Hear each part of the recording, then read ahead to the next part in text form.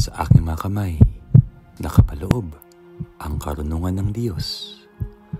Ako, si Maestro Verbo, isang babaylan at manggagamot, tagapag-alaga ng karunungan ng Diyos at tagapagtanggol ng liwanag laban sa kadiliman.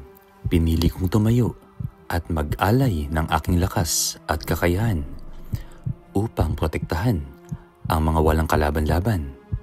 Ang aking misyon upang gabayan ang mga naapi, upang labanan ang mga alagad ng kadiliman. Hindi ko hahayaang magtagumpay ang kasamaan sa pamamagitan ng aking kapangyarihan at mga gabay ng ating lumikha. Akin silang pupuksain.